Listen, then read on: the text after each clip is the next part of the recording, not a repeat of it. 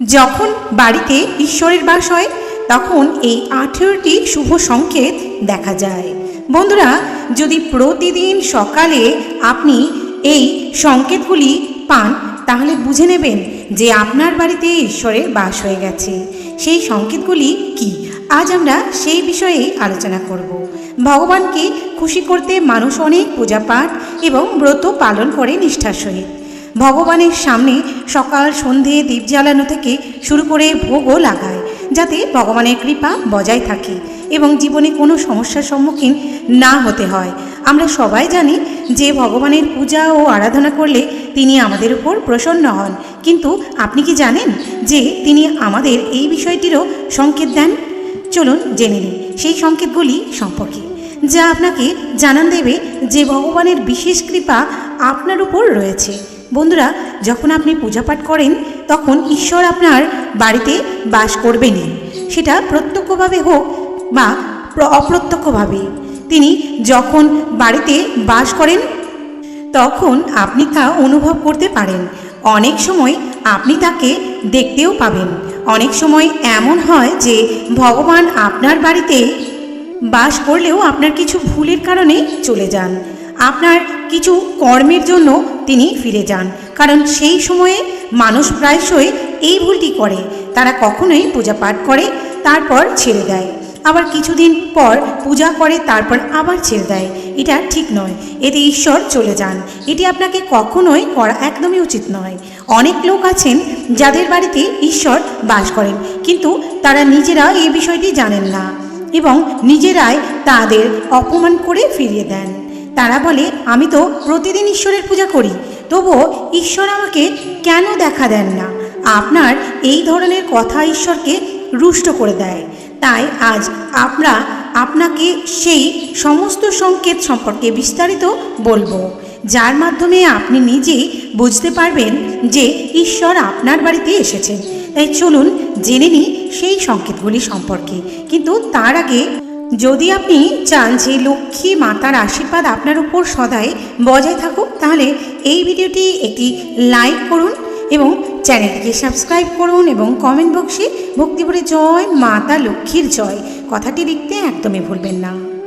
এবং ভিডিওটি ভালো লাগলে লাইক শেয়ার করবেন আপনার আত্মীয় স্বজন বন্ধুবান্ধবদের মাধ্যমে, যাতে তারাও এই ভিডিওটির মাধ্যমে অনেক বেশি উপকৃত এবং সমৃদ্ধ হতে পারে। তো চলুন বন্ধুরা, ভিডিওটির মূল পর্বে যাওয়া যাক। যখন আপনি ঘুমিয়ে থাকেন, সংকেত নাম্বার 1, যখন আপনি ঘুমিয়ে থাকেন এবং ব্রহ্ম মুহূর্তে অর্থাৎ সূর্যোদয়ের আগের সময় নিজে থেকে উঠে যান, প্রতিদিন আপনার ঘুম এই সময়ে খুলে যায়। অতএব পাশাপাশি যদি ব্রহ্ম মুহূর্তে আপনি এমন কোনো স্বপ্ন দেখেন, যেমন মন্দিরে পূজা করছেন, মন্ত্র জপ করছেন, তাহলে ব্রহ্ম মুহূর্তে দেখা এমন স্বপ্ন এই ইঙ্গিত দেয় যে ঈশ্বর আপনার বাড়িতে আছেন। সংকেত 2, দ্বিতীয় সংকেতটি হলো, যদি ব্রহ্ম মুহূর্তে আপনি শঙ্খের আওয়াজ শুনতে পান, মন্ত্রের আওয়াজ শুনতে পান, ঘণ্টার আওয়াজ শুনতে পান, বা কেউ আপনাকে রাম রাম বলে ডাকছে, এমন আওয়াজ যদি শুনতে পান, তাহলে এটি দ্বিতীয় সংকেত, যা জানান দেয় যে ভগবান স্বয়ং আপনার বাড়িতে এসেছেন। সংকেত নাম্বার 3, যখন আপনি সকালে স্নান করে তৈরি হন তখন আপনার কাছে একটি আলাদা সুগন্ধ আসে। এটি একটি অদ্ভুত সুগন্ধ যা বাড়ির অন্য কেউ পায় না, শুধু আপনি অনুভব করেন।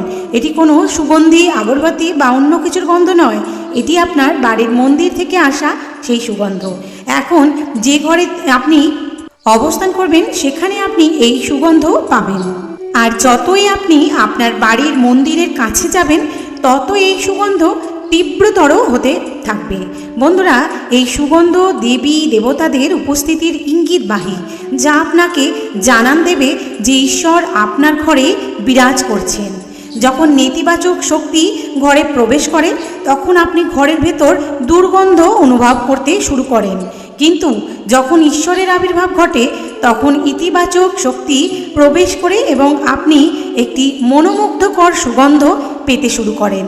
এটি অত্যন্ত সুন্দর, মিষ্টি ও হৃদয়গ্রাহী একটি গন্ধ, যা আপনার মনকে সম্পূর্ণরূপে আকৃষ্ট করে ফেলে।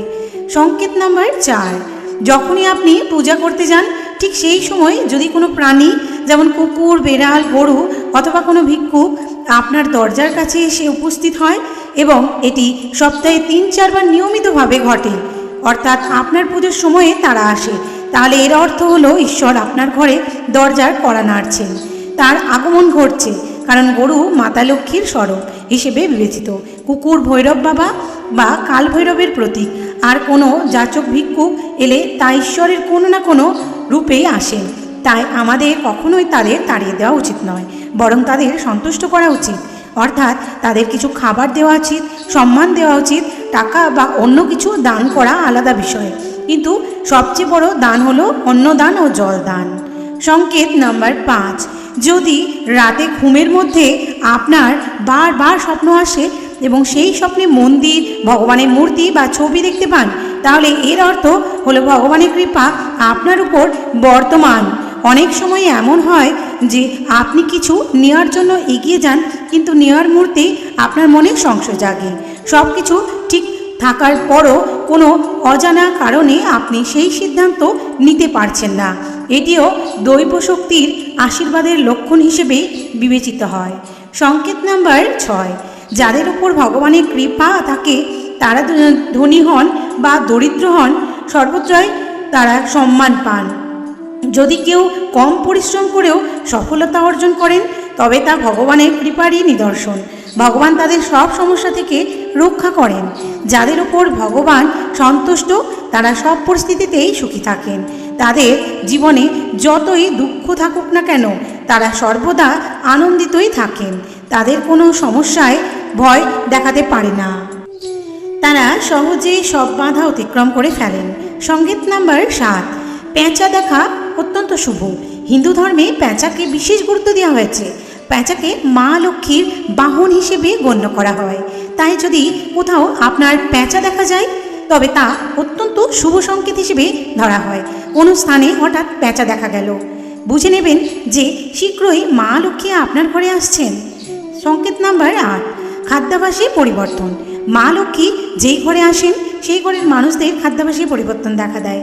বলা হয় এমন ঘরে মানুষের ক্ষুধা কম লাগে। বিশেষ বিষয় হলো এই সব মানুষের জন্য অল্প খাবারই যথেষ্ট মনে হয়। এছাড়া এমন ঘরের মানুষ মাদক বা অপ্রাকৃতিক জিনিসের প্রতি একদমই আকর্ষণ হারিয়ে ফেলে। সংকেত নাম্বার 9, মা লক্ষ্মী ধনের দেবী। পরিষ্কার পরিচ্ছন্নতা খুব পছন্দ করেন, তবে যে ঘরে পরিষ্কার পরিচ্ছন্নতা থাকে মা লক্ষ্মী সেই ঘরেই বাস করেন।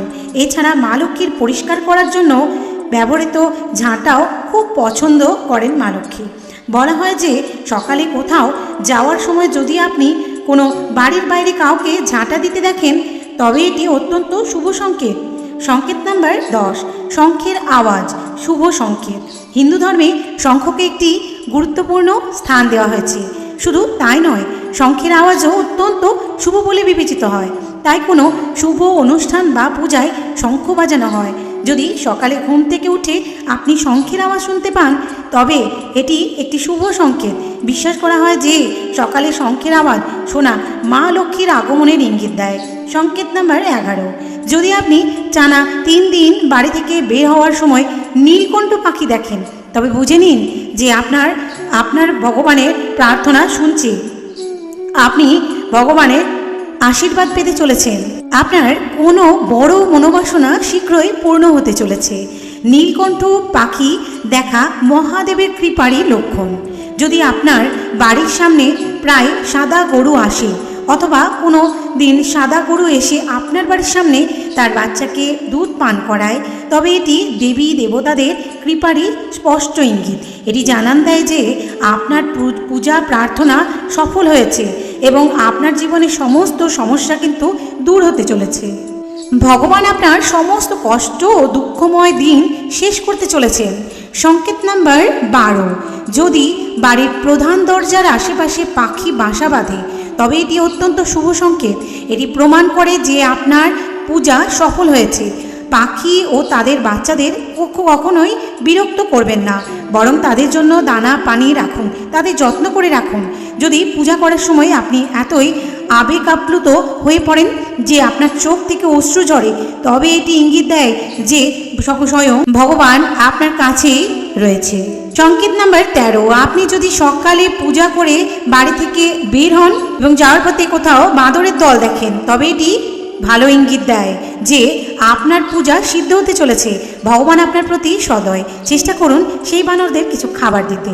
যদি আপনার বাড়িতে কোনো আগরবাতি, রুম স্প্রে বা কৃত্রিম সুগন্ধি ব্যবহার না করেও সুগন্ধ ও সতেজতা অনুভব করেন, তবে বুঝে নিন যে ঈশ্বরের কৃপা আপনার উপর রয়েছে। শীঘ্রই আপনার দিন ফিরতে চলেছে। সংকেত নাম্বার 14, পূজার সময় বাড়িতে কোনো অতিথির আগমনও ভগবানের কৃপার লক্ষণ। যদি অতিথি কোনো উপহার নিয়ে আসেন, তবে এটি স্পষ্ট ইঙ্গিত দেয় যে ভগবান আপনার পূজা গ্রহণ করেছেন। পূজার সময় জ্বলন্ত দীপকের শিখা হঠাৎ তীব্রভাবে জ্বলে উঠলে বুঝে নিন যে আপনার পূজা সিদ্ধ হতে চলেছে এবং ঈশ্বরের কৃপা আপনার দুঃখময় দিন শীঘ্রই দূর হবে।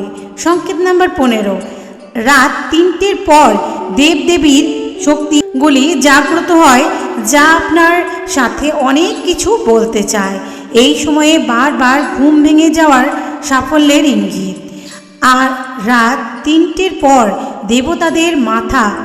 দেবতাদের কাছে চাওয়া সেই বরদান কখনোই কিন্তু ব্যর্থ হয় না। ঈশ্বর অবশ্যই আপনার প্রার্থনা শুনবেন। সংকেত নাম্বার 16, যদি আপনি স্বপ্নে উঁচু পাহাড় ও সেখানে থেকে প্রবাহিত জলপ্রপাত দেখেন এবং সেই জল পান করেন, তবে নিশ্চিতভাবে সাফল্য লাভ করবেন আপনি। যদি আপনি নিজের শিক্ষাকে সঠিকভাবে কাজে লাগিয়ে পরিবার চালাতে পারছেন, তবে তা ঈশ্বরের কৃপায় সম্ভব। বিশ্বে অনেক শিক্ষিত মানুষ আছেন যারা শিক্ষার সদ্ব্যবহার করতে পারেন না। যাদের স্বাস্থ্য ভালো থাকে, তাদেরও ঈশ্বরের বিশেষ কৃপা রয়েছে। স্বাস্থ্য খারাপ হলে শুধু শরীরই ক্ষতিগ্রস্ত হয় না, আর্থিক ক্ষতিও হয়। তাই নিরোগ দেহ পেয়েছেন এমন মানুষদের নিজেকে ভাগ্যবান মনে করা উচিত। সংকেত নাম্বার 17, যদি আপনার জীবনসঙ্গী ভালো হয়, তবে তা ঈশ্বরের কৃপা। একজন ভালো সঙ্গী সমগ্র জীবন সুখী করে তুলতে পারে, কিন্তু খারাপ সঙ্গী পেলে জীবন বিবাদ ও ক্লেশে কাটে। সন্তান যদি আজ্ঞাকারী হয়, তবে তা পরমেশ্বরের কৃপা। না হলে আজকাল অনেকেই সন্তানের কারণে দুঃখ পায়, কষ্ট পায়। যারা সঠিক ভুলের পার্থক্য বোঝেন, তাদের উপর ইষ্টদেবের আশীর্বাদ থাকে। স্বপ্নে ভগবানের দর্শন পাওয়াও দেবকৃপারই লক্ষণ। সকলের পক্ষে এটি সম্ভব নয়। যারা ক্রোধ নিয়ন্ত্রণ করতে পারেন, শান্ত মনের অধিকারী এবং যে কোনো পরিস্থিতি ঠান্ডা মাথায় সামলাতে জানেন, তাদের ওপর ঈশ্বরের হাত থাকে। সংকেত 18, ভগবান আমাদের কাছে তার প্রকৃত রূপে দেখা দেন না, কিন্তু কিছু মানুষকে ভগবানের সমতুল্য গণ্য করা হয়, যেমন মাতা, পিতা, গুরু বা ব্রাহ্মণ। পূজার সময় এদেরকেও যদি আপনার বাড়িতে আসেন, তবে তা অত্যন্ত শুভ। তাদের খালি হাতে ফেরাবেন না। পূজার সময় ভগবানের মূর্তি থেকে কোনো ফুল বা মালা আপনার উপর পড়লে তা শুভ সংকেত। এটি ঈশ্বরের কৃপা ও মনোবাঞ্ছা পূরণের ইঙ্গিত। এই সমস্ত তথ্য জনরুচি বিবেচনা করে দেওয়া হয়েছে। জ্যোতিষী ও ধর্মীয় উপায় পরামর্শ নিজের বিশ্বাস ও আস্থায় প্রয়োগ করুন। বন্ধুরা, ভিডিওটি আজ এই পর্যন্ত। সকলে ভালো থাকবেন, সুস্থ থাকবেন। জয় মা লক্ষ্মীর জয়।